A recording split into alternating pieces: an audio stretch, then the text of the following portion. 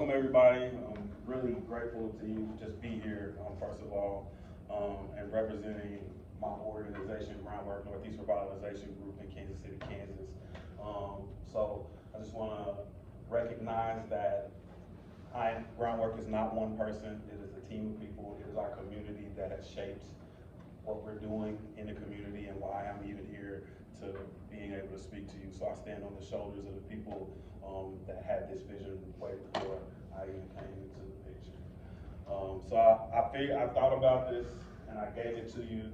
I practiced it several ways, and each way was a little bit different. So I figured I'd just read the room, and if you guys have questions while I'm talking, I think we can just kind of have a conversational style, and you can just raise your hand while we're going. So I'm going to talk to you about the power of economics, and I like RACs, cooperative economics, excuse me. That's the part of that we tend to leave out or forget, or that's really challenging is cooperating together. And I thought about this a lot because I'm coming to Jackson State University, Jackson, Mississippi, home of Cooperation Jackson, the Federation of Southern Cooperatives. Like, you have a lot of people here that can talk to you about this. So where does my legitimacy or my credibility come in? So I figured I could just tell you the story because it's quite a compelling story of what we're doing in Kansas City, Kansas. This picture is just, this first picture is a picture of my nanny. She's the first time that I can remember seeing land for like acres. She had a small plot of land in Richmond, Missouri, and she didn't grow anything on it, but we just could go down there as kids and run around and see green spaces. So it was really cool, and I just think that I always ask myself where this came from, comes to find out that I had a great-great-grandfather that had land in Tupelo, Mississippi. I think it's like 3 or 4 hours from here or something like that. But I kind of just fell into growing food. It started really as an act of resistance, really. So this is basil that we put in the community garden, and it's right next to a health and wellness center. They do yoga, qigong, like all that stuff. And there was just this lot.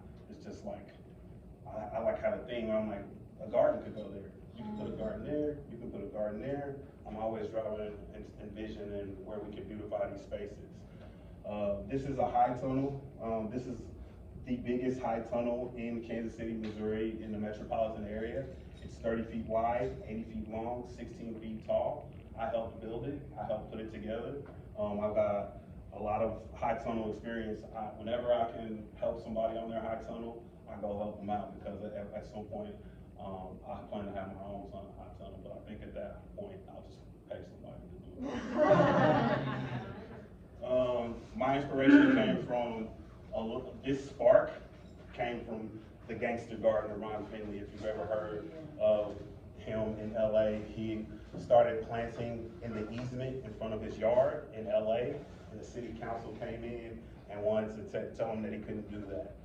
So he went battled with them to be able to plant in that easement in his front yard, and I was just so inspired by it.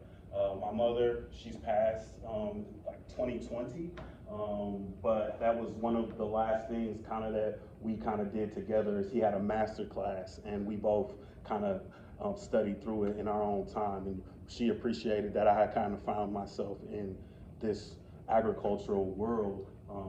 So I think that she's really at peace at where I'm at, and currently.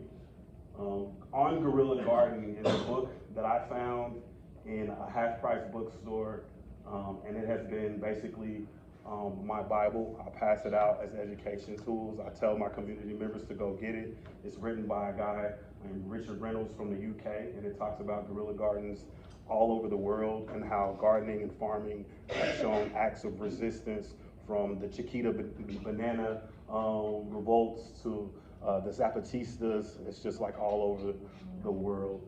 Right here, we've got a group called the Urban Rangers, and my friend has a farm, family farm, 27 acres. We only grow on about 3 of it currently, and we have had educational opportunities for students to come out. Right here, they're like transplanting plants that we had, getting their hands in the soil, getting dirty, what they usually experience at the Urban Rangers, we kind of like ticked their bosses off because usually they're keeping these kids working really hard. And this felt kind of like a field trip.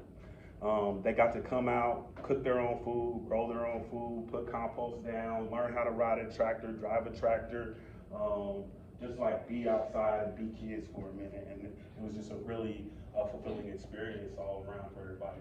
We plan on doing it again this year.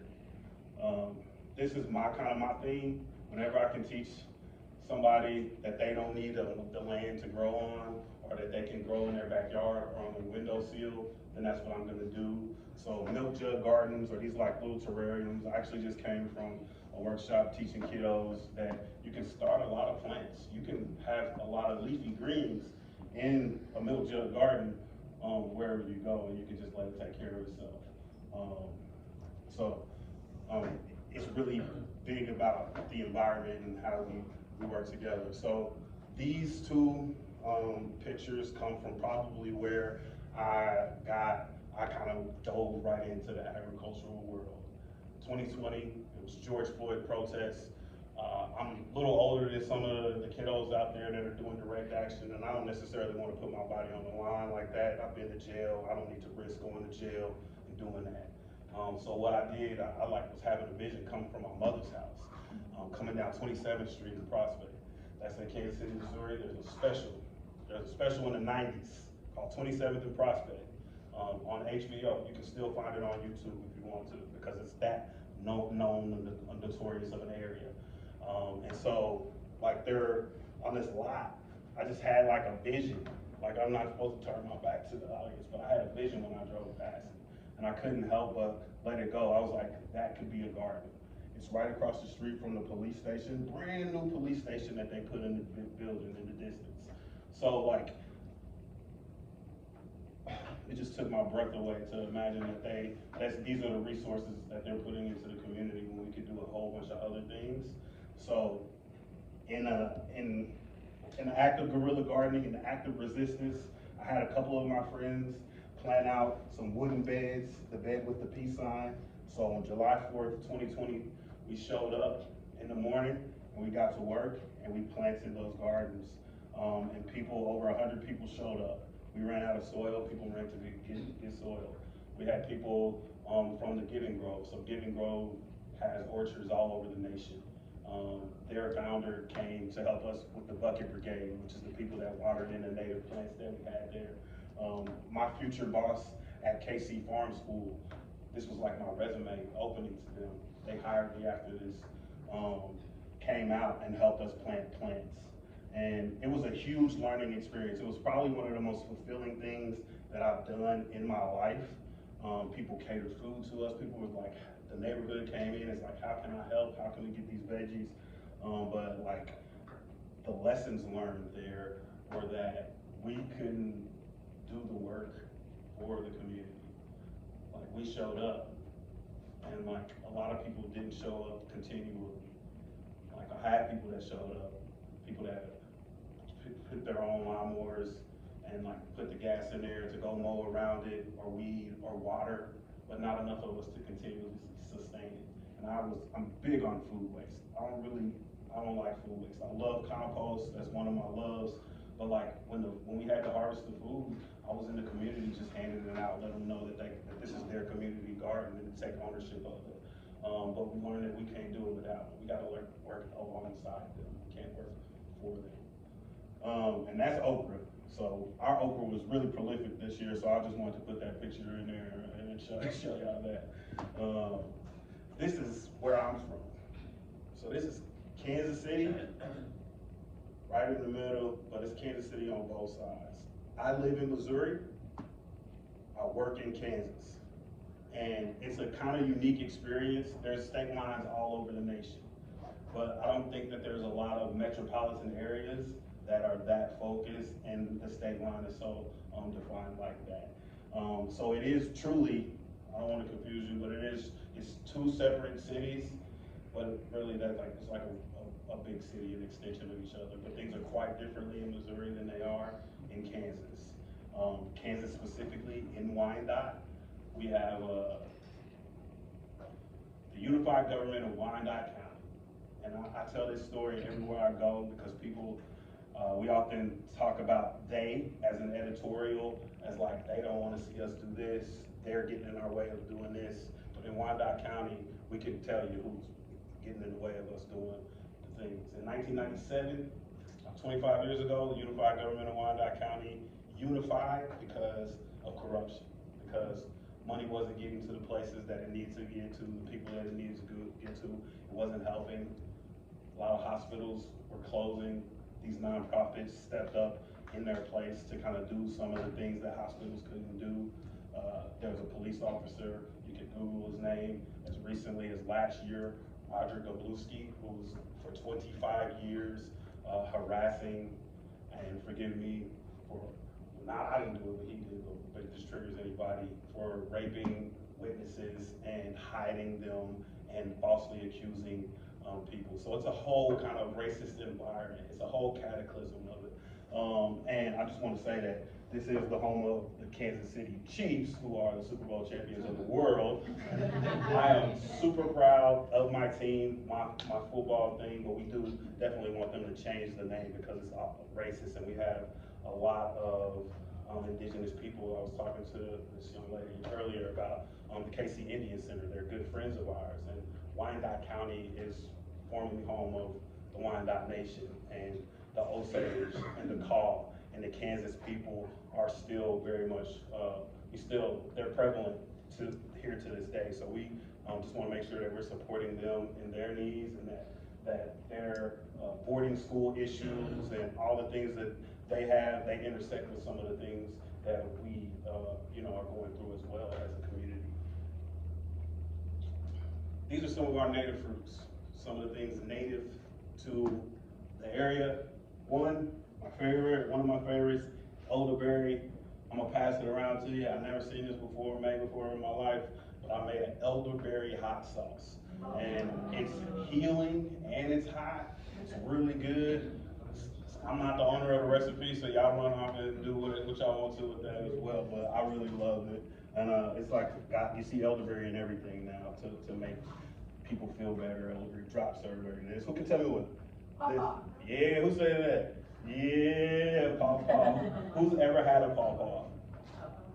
So it's called also, what is it called? The Indiana banana, the Midwest mango or something like that. And there's a very short window. There's a very brief window when you get this creamy custody, like native honey juice of the gods. You know?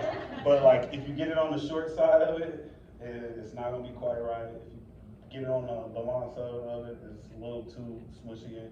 You get it right in that window though, it tastes like a mix between a banana and a mango. It's like the shape of a mango, the feel of like a banana. I don't know, it's a little bit of both. I hope that everyone gets to experience them in their lifetime.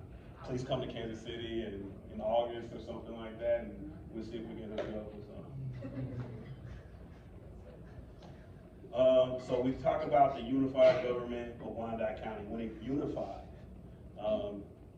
basically what it wanted to do was take its hands out of the way so people can stop being like they've got their hand in the pot. They're taking from us.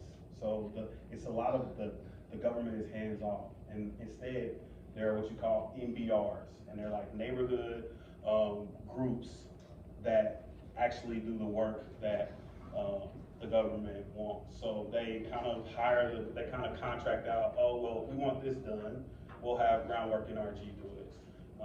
So Groundwork NRG is our organization. It's actually one of the largest 8 of the neighborhood building organizations, because we were founded as the Historic Northeast Midtown Association by our founder, Miss Eleanor Jefferson. And what they said allegedly is that one day they put a parking ticket on her Honda, and she just held their feet to the fire ever since then. And so she's still giving them hell. And that's why, one of the reasons why I'm here. Her daughter is Rachel Jefferson, and that is our boss. We, for 8 years, I believe, were at the Historic Northeast Midtown Association. In 2018, we linked up with an international organization called Groundwork, the Groundwork Trust, started in the UK. It is a climate justice organization focusing on several tenets. They give each kind of chapter its own kind of freedom to kind of shape their voice as they want to. There are groundworks there's Groundwork Elizabeth in New Jersey that has a farm. There's Groundwork Richmond that has different this, different that. One thing that they have in common, they all have what you call a green team. So the green team is our youth stewards who beautify lots, they plant trees, they put solar lighting in, they lay the path for neighborhood parks and just conservation kind of efforts throughout the area. These are kind of basically our tenants. I would add on here digital equity because that's a huge piece in what I do and some of what the other ones we do. But we focus on economic sovereignty. We have a program called Learn to Earn where we're teaching even littler kids how to make and keep their money, how to write their checks, how to have money saved once they get a job. Hopefully, maybe it'll be with us on the green team, creating green infrastructure. We also focus on cultural identity and belonging, environmental sovereignty, just tons of environmental racism in the area. You talk about methane. They literally built a park on top of a landfill, vented it right next to the swings and between the little barbecue kind of pit station or whatever. So we know exactly what you're talking about. The area where we're putting the grocery store, I don't say we're gonna try to put a grocery store in there because I believe in the power of what you say. I say we're putting a grocery store on Quindaro Boulevard, and Quindaro is a historic town in Kansas City, Kansas. It was a stop on the Underground Railroad. It's the most northern stop before you go north. So they would cross on the Quindaro town site, which again, the government tried to make into a landfill. And our boss and our organization and other people as well were big parts in putting their foot down and not allowing this historic lot from Western University to just become a landfill. And so you can come there, you can visit it. It's one of the places in Kansas, in the Midwest, in our area at least, where that People's Liberation flag waves freely. So happy to be a part of it. And then food sovereignty, that's my part. I come from a background in growing food. I just kind of started with herbs. I worked in an herb shop, a tea shop. I saw where we got our herbs from, and I was like, I wonder if I can grow. I'd love to be a part of their life. I'm a little bit part of their afterlife. I want to be part of the other side. So I started working with the local herbalists. They have their own farm, 40 acres. It's the dogwood forest, and they have pawpaw trees for days. We started with a victory tunnel and kind of just growing a little bit there, learning a lot what I could through work trade. And then the pandemic came, I was teaching kids how to read. They shut the schools down. I had to shift into another kind of a thing. So I worked at a nursery, growing their vegetables in the summertime. Then I proceeded to work for two of the largest nonprofits agriculturally in Kansas City. If you Google Kansas City agricultural, you'll find Cultivate Kansas City and you'll find KC Farm School. I was a farm manager at KC Farm School for 2 seasons, and then I was the manager at Cultivate Kansas City's Westport Commons Farm, where that high tone was, for a season and a half. Since then, I've been just a huge advocate, voicing, learning about the land bank, about farmers, about challenges that farmers have. I have just been invited to things like this to kind of share the story of the peoples who have inspired me to do so. And so I keep going out and I keep telling that story. This is an example of the Learn to Earn program. Kids are learning about entrepreneurship, how to handle their money, how to keep the money in the community, how to pay each other. These are our green team members. Some of our green team members, they're planting trees in what is Jersey Creek. So, I mean, we really love our green team members. This is currently happening in Kansas City, Kansas. When you talk about you can't really talk about urban farming, at least in Kansas City, without talking about housing. This is part of the land bank, and we have a campaign currently going right now. Every day it says 21 days till the unified government steals this person's house.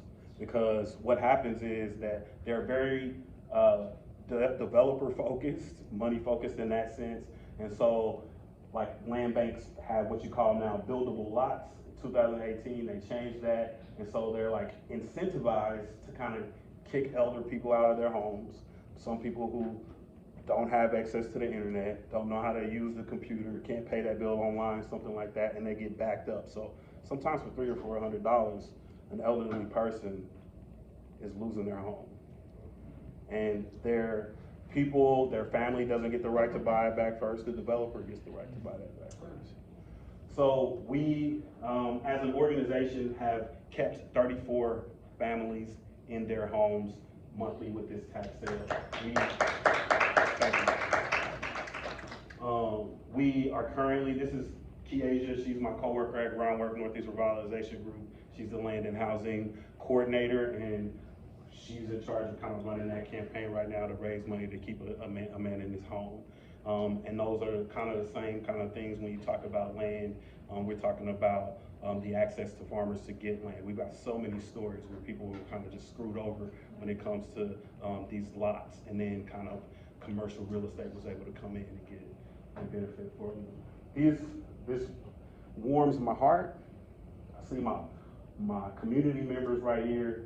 This is our boss, Rachel Jefferson, currently in DC, doing some work right there. There's a couple of our community members standing beside her. This is Terrence Henderson. He is the president of the Kansas City Black Pride Firefighters Union, which is the building which we have the co-op in, which we're building the co-op in. They own it. This is the building. This is our current mayor in UG, Wyandotte County, helping clear it out. And these are just community members that have helped clear it out over the years. Over this last time. It's been very challenging. We work with the EPA.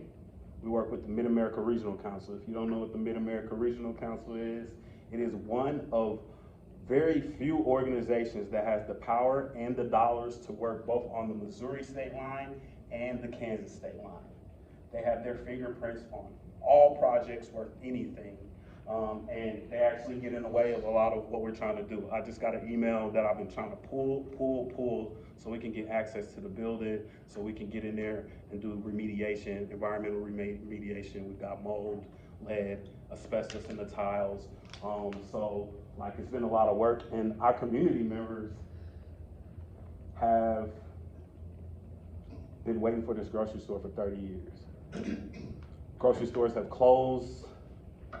Not been there for 10 years. This project that we've been working on for 5 or 6 years, promises have been broken. Grocery stores have closed in the meantime. People have come through. I live on the Missouri side. It's very challenging. It's very challenging. Our people have chips on their shoulders, and they don't want to reach out because they're used to getting screwed over. So that community building, that trust, the only way I'm able to show that is to show up and put my hands in the dirt. Show up and get ready to get dirty and work right beside them. Like they don't want to talk. They're done talking. So this is the building. Pride firefighters own it. This is like a small office right next to it. This is the actual building. It's so historical. Was once owned by the United Nations of Islam, and they had a grocery store in there. It was also a hardware store previously to that. If you look right there, this is the back lot over the grocery store. This orchard, this garden is right next to the lot. And that building is owned by Mr. Wilson. He's got a pizza place that he's owned on Quindaro Avenue for 30 years. His father owned the hardware store that's in that building, that was in that building previously. The community members are aware. They know what's been going on. They know, he sees that, he looks across it every day and sees it. So I'm working my butt off. I got emails going back and forth. I'm signing contracts, I'm doing all this. They don't see any movement on that. So we gotta show them actionable things that they can take home, that they can talk to about with their community members. I wanna talk about, in the spirit of cooperation and being rooted in the community, these are some of our partners. These are some of the people that have made it possible for me to be here, to get here, for me to be educated, for me to have resources, for me to talk to you all. The National Black Food and Justice Alliance sent me and several of my grower friends to the Black Urban Growers Conference in Atlanta in October, and it was just a mind-blowing experience to be around so many like-minded people like us in the same room. It was inspiring. The Young Farmers Coalition we have in Kansas City is one of the chapters that are big advocates.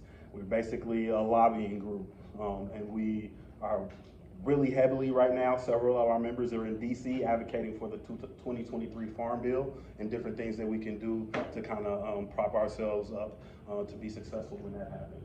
Groundwork Energy, obviously, the Kansas City Black Urban Growers, and then the Land Institute is in Kansas. They also donated some money to help send us to the Black Urban Growers Conference.